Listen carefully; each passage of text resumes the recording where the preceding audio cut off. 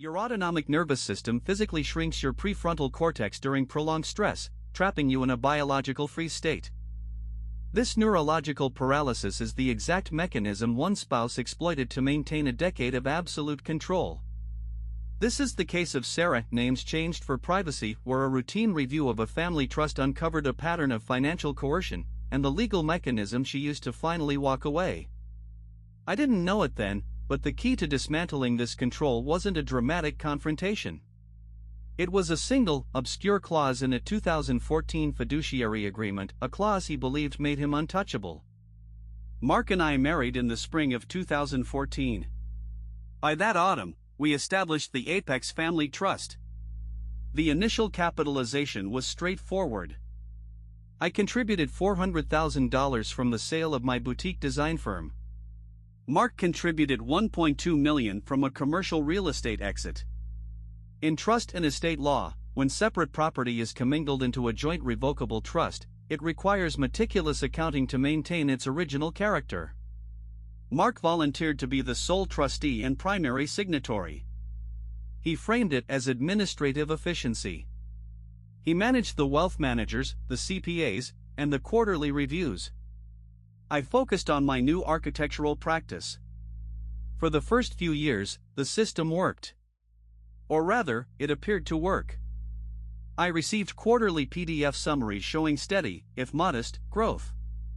But slowly, the administrative boundaries began to shift.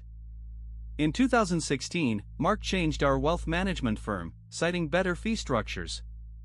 In 2018, he replaced our CPA with a specialized firm that only dealt with high-net-worth individuals. Each transition required new passwords, new portals, and new signatures.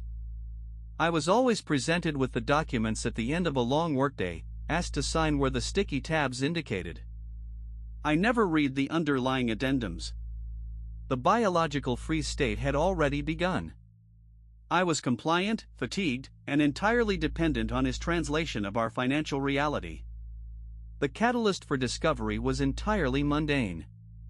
In November 2022, we decided to refinance our primary residence to secure a lower interest rate. The mortgage underwriter requested a complete copy of the trust agreement and the last 3 years of certified trust tax returns. Mark told me he would handle it. A week passed. Then the underwriter threatened to lock our rate. When I asked Mark for the documents, he cited delays with the new CPA and promised to have them by Monday. By Tuesday, the bank statement showed a routine property tax payment, but no communication from the CPA. On a Thursday afternoon, while Mark was at a conference in Zurich, I went to our physical safe deposit box at the downtown branch to retrieve our property deeds for the lender. Inside the box, beneath the deeds, was a thick manila envelope labeled Apex Trust Executed Amendments. I opened it in the bank's private viewing room. Inside were 4 documents titled Spousal Consent to Asset Reallocation and Waiver of Notice. They authorized the trustee to transfer liquid trust assets into alternative, non-transparent investment vehicles. I looked at the dates. The first was signed and notarized on March 12, 2018. I stared at the date. On March 12, 2018, I was in the recovery ward of St. Jude's Medical Center, having undergone an emergency appendectomy. I was under general anesthesia when that notary stamp was applied. The notary seal was from a county 3 hours north of our city, a place I had not visited in half a decade. My signature on the document was a close, but imperfect, forgery. The loop of the S was too tight. The cross of the T was angled upward. I did not confront him. Confrontation in a state of neurological freeze often results in gaslighting and the destruction of evidence. Instead, I photographed every page with my phone, returned the envelope to the box, and locked the vault. The following Monday, I retained a forensic accountant named Elena, and a family law attorney specializing in complex fiduciary breaches. We operated in complete silence. Elena requested the raw bank statements directly from the custodial bank, bypassing Mark's CPA entirely. It took 3 weeks to map the cash flow. The alternative investment vehicles referenced in the forged waivers were not hedge funds or private equity. They were wire transfers to a single entity, Horizon Holdings LLC, registered in Delaware. Between 2018 and 2022, 42 separate wire transfers had been executed from the Apex Trust to Horizon Holdings. The amounts were carefully structured to avoid internal bank flags. $85,000, $60,000, $142,000. By the end of the forensic audit, the total siphon from the trust was $412,000. It was my exact initial contribution to the trust, plus a small margin of interest, entirely drained from the joint account and moved into an entity where Mark was the sole managing member. In family business law, a fiduciary duty requires the trustee to act solely in the best interest of the beneficiaries. When a trustee is also a spouse, this creates a dual capacity conflict. But forging a spousal waiver to self-deal trust assets elevates the issue from a conflict of interest to outright fraud. Looking back at the paper trail, there were three distinct anomalies that built the foundation of our case. First, the backdated notary stamps on the spousal waivers. Second, the sudden, unexplained shift from joint checking to a sole-managed Delaware LLC. And third, the quiet alteration of the trust's distribution schedule in the annual tax filings. Which of these red flags would you have caught first? Let me know in the comments, 1, 2, or 3. We scheduled a mediation session for November 14, 2023. Mark believed we were there to discuss a minor restructuring of our real estate portfolio. He walked into the mediator's office carrying a leather folio, expecting a routine negotiation. My attorney placed a single, bound dossier on the mahogany table. It contained the hospital admission records from March 12, 2018, placed directly next to the forged spousal waiver. Beneath that was the complete ledger of the 42 wire transfers to Horizon Holdings.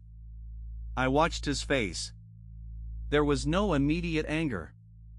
There was a rapid, calculating stillness. The free state I had lived in for a decade suddenly mirrored in his eyes as he realized the administrative walls he had built were being dismantled, brick by brick. His initial response was a masterclass in minimization. He claimed the waivers were administrative placeholders drafted by an overzealous paralegal. He claimed the Horizon Holdings transfers were strategic tax maneuvers designed to shield our assets from a theoretical audit. My attorney did not raise her voice. She simply slid a draft petition across the table. It was a filing for breach of fiduciary duty, fraud, and a request for an immediate temporary restraining order to freeze all assets in the Apex Trust and Horizon Holdings. The mediation ended in 40 minutes. There was no settlement. The legal machinery was now in motion. The aftermath of filing the petition was a grueling exercise in procedural endurance. On November 18, the judge granted the TRO. Mark's access to the trust accounts and the Horizon Holdings operating account was instantly severed. What followed was the discovery phase. His legal team attempted to bury us in paper, producing over 4,000 pages of irrelevant corporate filings, hoping to drain my financial resources. But Elena, my forensic accountant, utilized Benford's Law to analyze the expense reports of Horizon Holdings. Benford's Law dictates the expected frequency distribution of leading digits in natural financial datasets. The expense reports for Horizon Holdings showed a statistically impossible distribution of numbers, heavily skewed toward just below the $5,000 approval threshold. It was a fabricated ledger. On February 8, 2024, Mark sat for his deposition. The conference room was cold, lit by harsh fluorescent panels. My attorney methodically walked him through the forged waivers.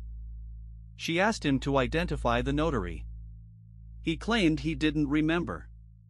She presented the notary's sworn affidavit, stating she had never met me and had notarized the document based solely on Mark's presentation of an expired driver's license. The transcript from that day is 300 pages long. By page 240, his narrative of strategic tax maneuvers had entirely collapsed under the weight of documentary evidence. Rebuilding from financial coercion is not a cinematic montage of sudden empowerment. It is a slow, methodical untangling of shared infrastructure. It meant opening new bank accounts, rebuilding my own credit profile, and establishing a solo 401k. It meant learning to read a balance sheet without a knot forming in my stomach. The legal resolution came in late May. Faced with the deposition transcript and the forensic accounting report, Mark's counsel advised him to settle to avoid a public trial and potential criminal referral for perjury. The settlement required the immediate dissolution of Horizon Holdings and the full clawback of the $412,000, plus legal fees, back into my sole name. The Apex Trust was irrevocably severed. This brings me to the final structural insight I alluded to at the beginning of this case study. The obscure 2014 clause that Mark believed made him untouchable. Buried on page 42 of the original Apex Family Trust document was an exculpatory clause. This is a provision designed to protect a trustee from liability for mistakes made in good faith while managing complex assets. Mark's attorneys had insisted on its inclusion during the drafting phase. He believed it was a shield against any claim of mismanagement. But in trust law, an exculpatory clause is strictly construed.